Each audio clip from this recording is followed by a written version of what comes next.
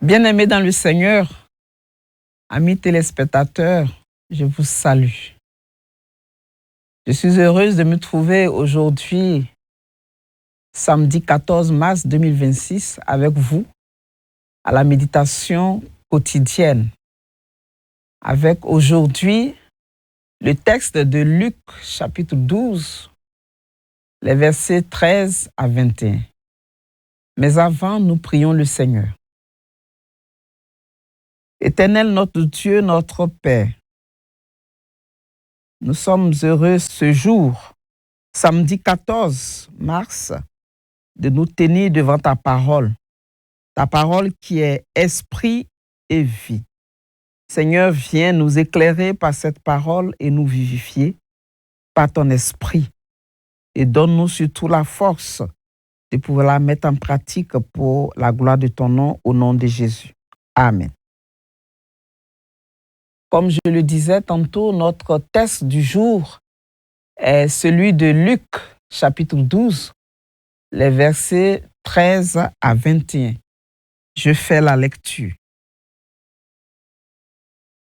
Quelqu'un dit à Jésus, du milieu de la foule, « Maître, dis à mon frère de partager avec moi notre héritage. » Jésus lui répondit, « Ô homme, qui m'a établi pour être votre juge ou pour faire vos partages. » Puis il leur dit, « Gardez-vous avec soin de toute avarice, car la vie d'un homme ne dépend pas de ses biens, fût-il dans l'abondance. » Et il leur dit cette parabole. Les terres d'un homme riche avaient beaucoup rapporté. Et il raisonnait en lui-même en disant, « Que ferai-je, car je n'ai pas de place pour serrer ma récolte. Voici, dit-il, ce que je ferai. J'abattrai mes greniers, j'en bâtirai de plus grands. J'y amasserai toute ma récolte et tous mes biens. Et je dirai à mon âme, tu as beaucoup de biens en réserve pour plusieurs années. Repose-toi, mange, bois et réjouis-toi. » Verset 20. Mais Dieu lui dit, « Insensé, cette nuit même, ton âme te sera redemandée. Et ce que tu as préparé, pour qui cela sera-t-il? » Et il en est ainsi de celui qui amasse des trésors pour lui-même et qui n'est pas riche pour Dieu. Amen. Nous sommes ici au cœur de l'évangile de Luc. Alors que Jésus enseigne une foule nombreuse, un homme l'interrompt avec une requête, une demande qui est intitulée ainsi. « Maître, dis à mon frère de partager avec moi notre héritage. » Cette intervention apparemment légitime devient le point de départ d'un enseignement radical sur l'avidité et les véritables richesses. Ce passage, qui est propre à Luc, culmine avec la parabole du riche insensé. Il nous confronte à une question fondamentale. Qu'est-ce qui donne véritablement sa valeur à la vie? Pour comprendre notre test, nous allons commencer par l'observation. Que dit le texte? Ensuite, nous essayerons de l'expliquer et ensuite nous passerons à l'application, les leçons que nous pouvons tirer pour nous-mêmes aujourd'hui. Alors, en observation, que nous dit le texte? Ici, nous voyons que le passage se divise en 3 parties bien distinctes. Des versets 13 à 15, nous avons la requête et la réponse de Jésus. Un homme demande à Jésus d'arbitrer un conflit de succession. Jésus refuse cette demande et adresse un avertissement contre toute espèce de convoitise. La deuxième partie, des versets 16 à 20, il s'agit de la parabole du riche insensé. Un riche propriétaire, confronté à une récolte exceptionnelle, décide d'agrandir ses greniers pour accumuler ses biens.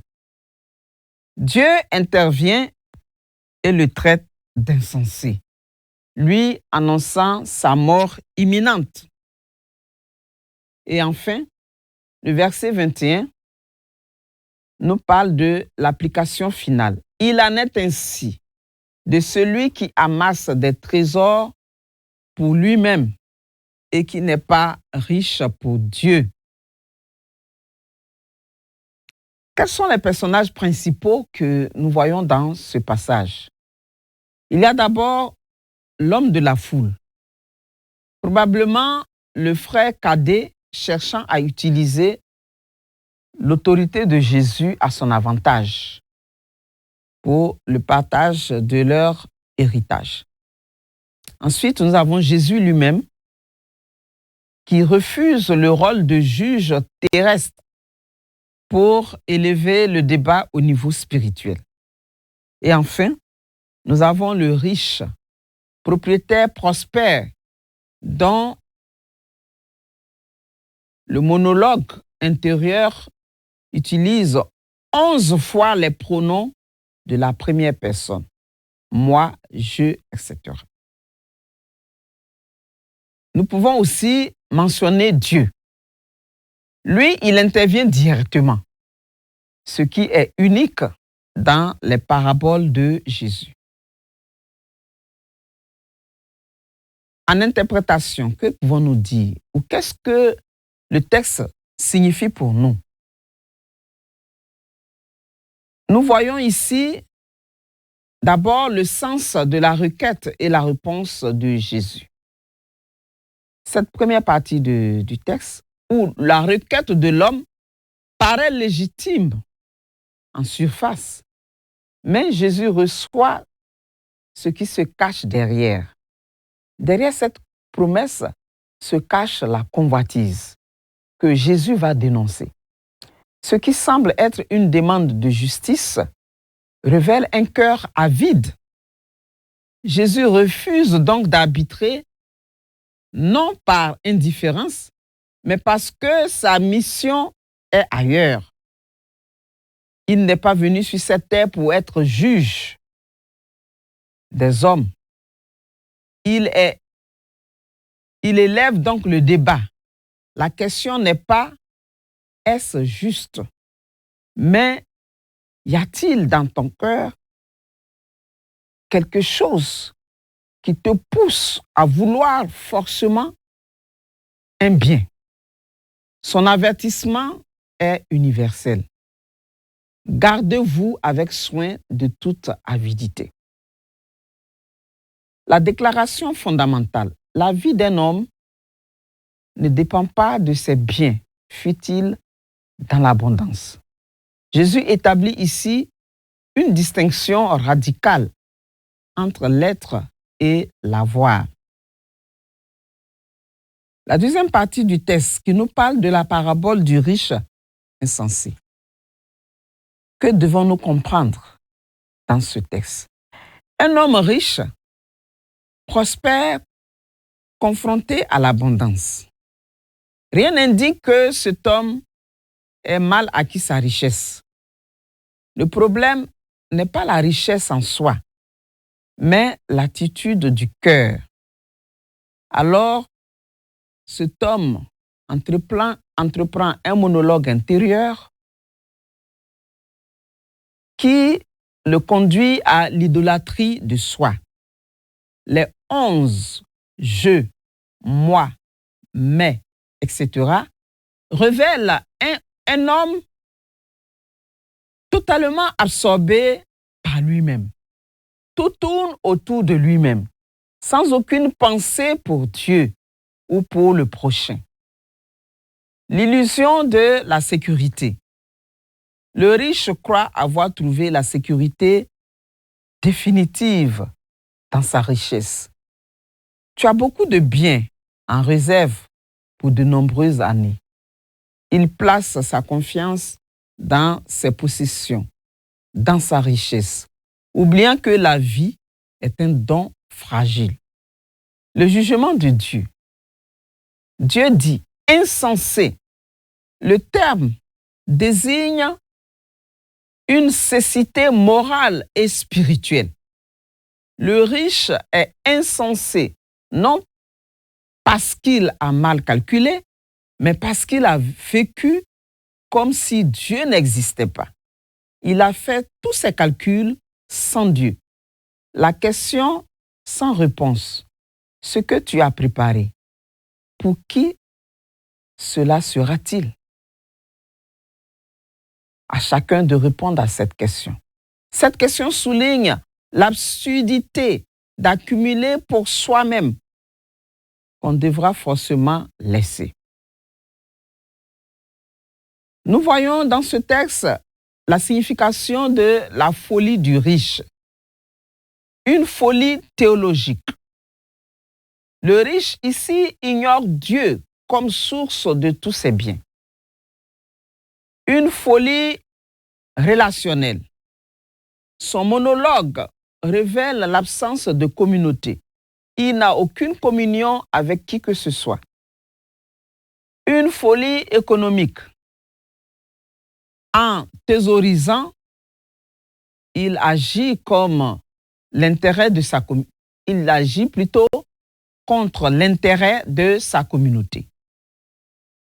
Et enfin, une folie existentielle. Il confond la vie avec ce qu'il possède. Être riche pour Dieu, qu'est-ce à dire? Cette expression signifie une alternative à l'accumulation pour soi. La générosité envers les pauvres dans le contexte de Luc. Les richesses spirituelles que la mort ne peut ôter. La relation avec Dieu comme trésor véritable. Quelle application pouvons-nous faire de ce texte? Ou que nous dit le texte aujourd'hui?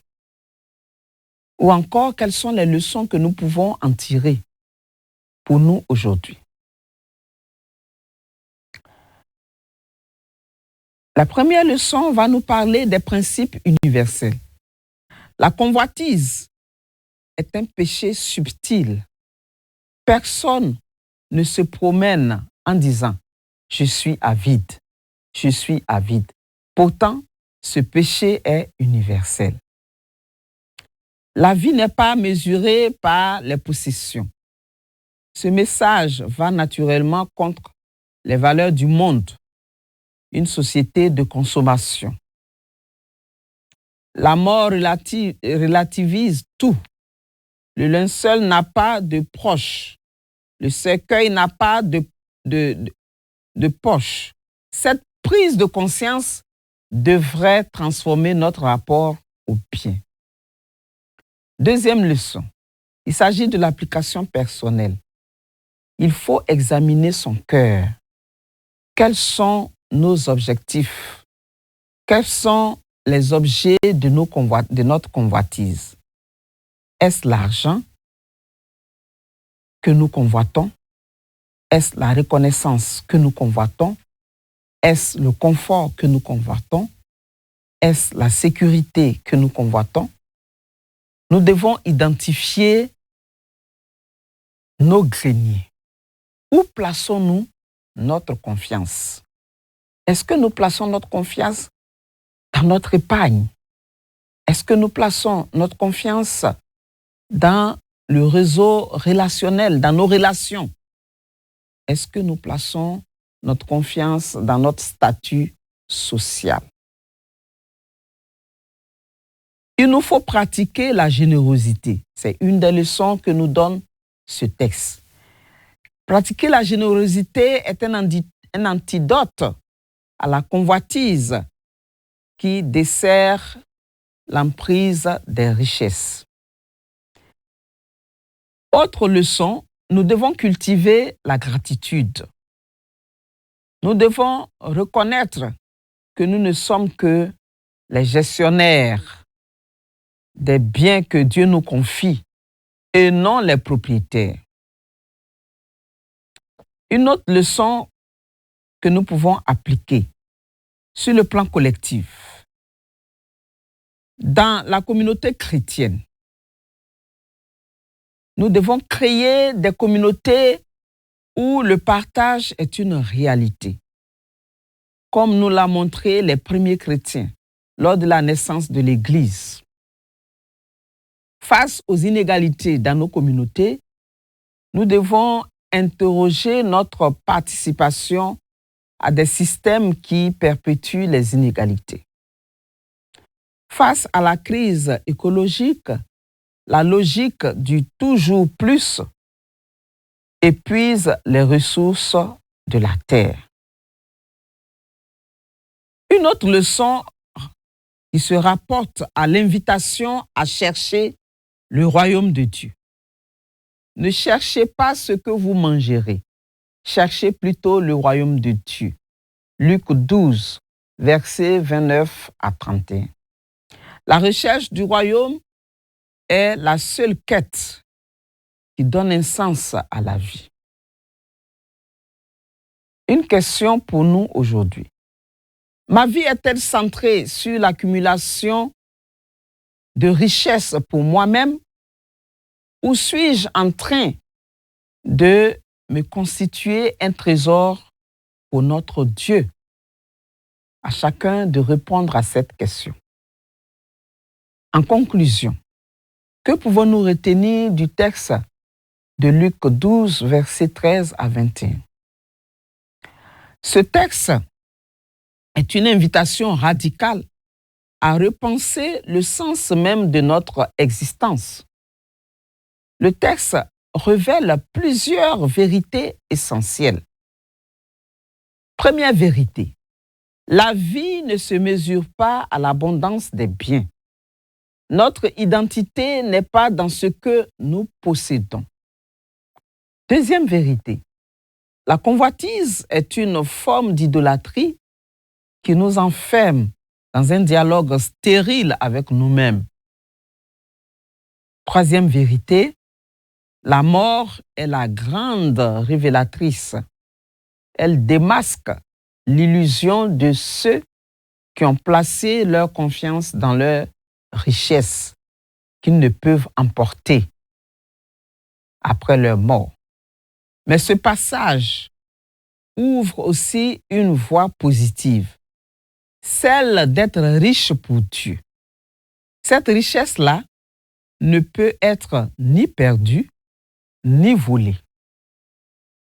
Elle consiste à trouver en Dieu notre véritable trésor, à cultiver les vertus que l'Esprit produit, à vivre dans la générosité et à chercher d'abord le royaume de Dieu. L'homme qui a interrompu Jésus a reçu bien plus qu'un arbitrage, une invitation à transformer sa vie. Cette invitation nous est aussi adressée. Elle nous appelle à examiner nos cœurs, à identifier nos propres greniers et à nous tourner vers celui qui seul peut combler notre soif profonde. Et celui-là, c'est Jésus-Christ de Nazareth. La folie suprême est de vivre comme si nous étions les maîtres de notre vie et de nos biens, en oubliant que tout vient de Dieu et que tout retournera à lui. Mais l'avertissement est aussi une porte ouverte vers la liberté et la vie véritable, celle qui consiste à être riche pour Dieu. Mon frère, ma sœur, es-tu riche pour Dieu? Nous allons approfondir notre réflexion, notre méditation par les questions du jour. La première question à laquelle nous allons répondre est la question 2.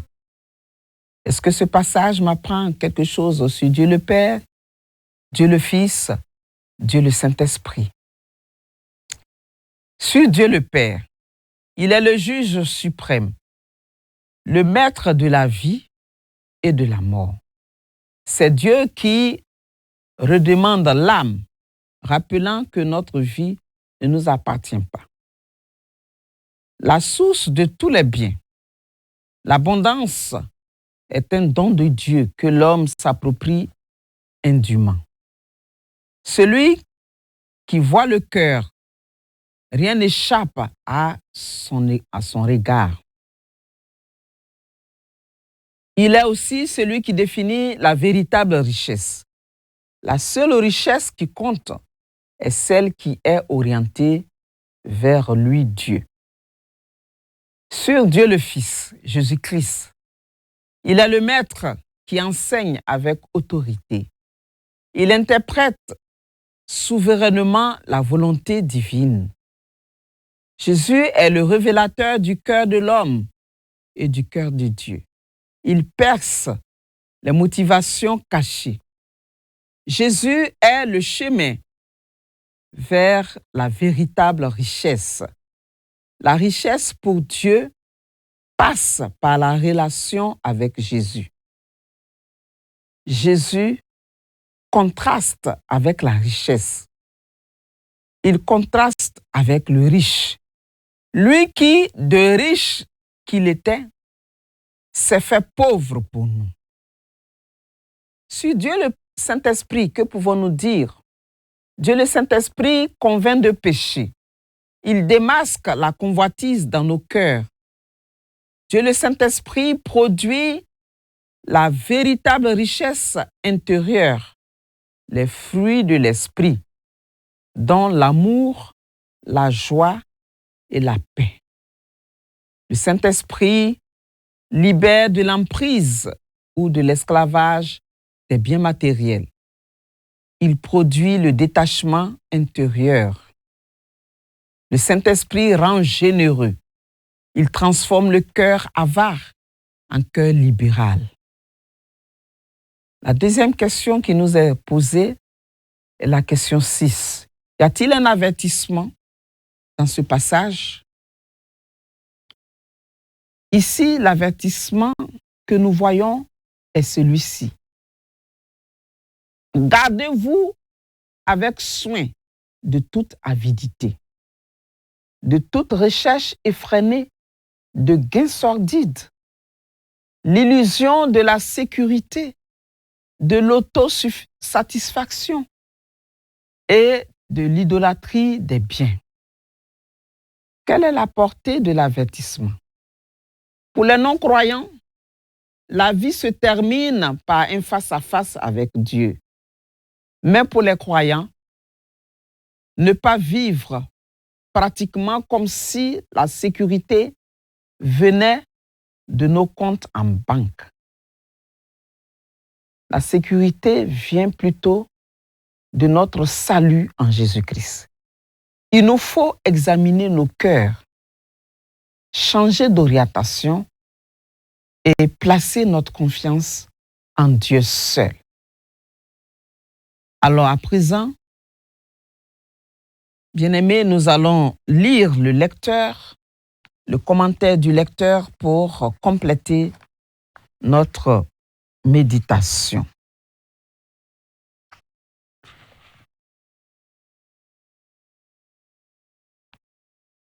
La vraie richesse. Que penses-tu de la mission de Jésus? Verset 13 à 14. Un des auditeurs de Jésus a des problèmes d'héritage avec son frère. Estimant qu'une injustice est en train d'être commise contre lui, il porte cette affaire à Jésus. Jésus répond en éclaircissant sa mission. Verset 14. Mais cette réponse ne suppose pas son incapacité à résoudre les problèmes terrestres. Il est question de priorité. Matthieu 6, verset 33. Est-ce que toi, tu sais te focaliser sur les priorités? Jésus ne s'arrête pas aux apparences, mais aux motivations de nos cœurs. Versets 15 à 21. En mettant en garde ceux qui placent leur confiance en leurs biens matériels, Jésus énonce un principe de vie. Même dans l'abondance, la vie d'un homme ne dépend pas de ce qu'il possède. Verset 15. Ceci est de nos jours valable. Les gens croient que le bonheur et la réussite dépendent de l'abondance des biens matériels. Quelle que soit l'accumulation des richesses du monde, celles-ci ne pourront accompagner l'homme dans l'au-delà, ni augmenter son espérance de vie. Si Dieu nous accorde les richesses du monde, nous devons les utiliser avec sagesse et pour soutenir les autres. Est-ce que tu fais cela? Question. Que penses-tu des biens que tu possèdes et comment les utilises-tu? La question est posée à chacun de nous et chacun pourra répondre pour lui, pour lui-même. C'est ainsi que s'achève notre méditation de ce jour. Nous allons la terminer par la prière. Nous prions le Seigneur. Seigneur, nous te disons merci pour ta parole qui est esprit et vie que tu viens de nous donner ce jour. Où, Seigneur, tu nous interpelles à ne pas mettre, Seigneur, notre cœur sur les richesses de ce monde, mais plutôt à nous préoccuper des biens du royaume et à nous activer pour posséder ces biens-là, qui sont des biens éternels. Merci, Père, de nous donner la force de mettre ta parole en pratique pour la gloire de ton nom, au nom de Jésus. Amen.